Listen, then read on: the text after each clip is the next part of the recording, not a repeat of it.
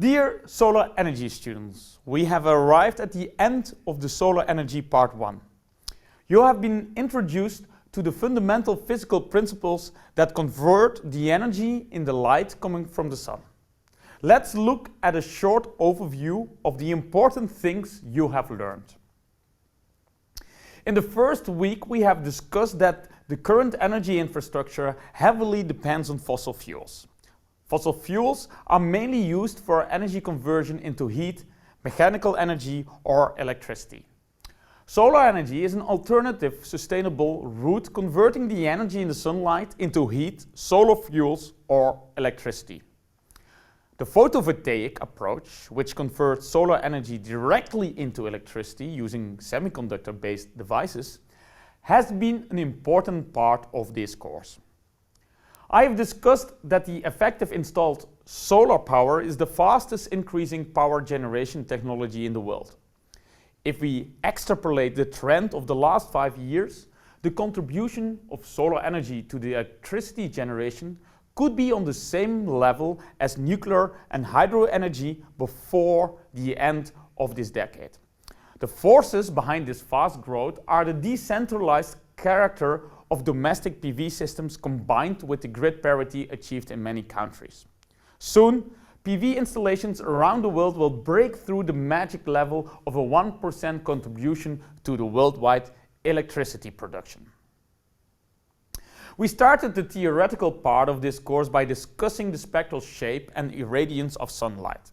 The spectrum of the sunlight incident on the Earth's surface is determined by the temperature of the sun and the absorption, scattering and reflection losses in the Earth's atmosphere.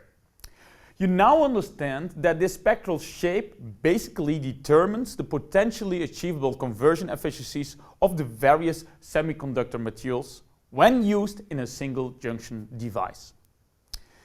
In weeks 2, 3 and 4 we have discussed the physical fundamentals of photovoltaic technologies.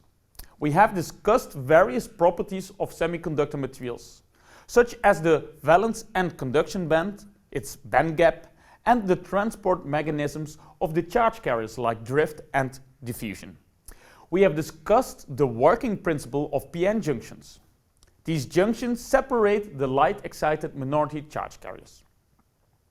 In week 3, we saw that the behavior of the solar cells can be explained in terms of the external parameters: open circuit voltage, the short circuit current density, the fill factor, the maximum power point, and the conversion efficiency. In week 4, we have discussed the design rules of solar cells and categorized them in terms of spectral utilization, utilization of the bandgap energy, and light management. These are handy tools to understand the difference between the various PV technologies, as will be discussed in Solar Energy Part 2. Arriving at this final point of Solar Energy Part 1, you can be proud of yourself. You have learned and mastered fundamental physical principles of solar energy conversion. Be aware that this course has the function of being an introduction. If you are interested, fascinated and inspired by the various topics addressed, you can find many books and scientific literature that tackle the various topics in more depth. Several universities around the world offer education focused on solar energy technologies. For example, at Delft University of Technology, we have a PV profile in our master's program, including courses like PV Basics, PV Technology, PV Systems, and a PV Lab course. After this final lecture, you will find the exam of Solar Energy Part 1. Solar Energy Part 1 is the ideal basis to get started in Solar Energy Part 2.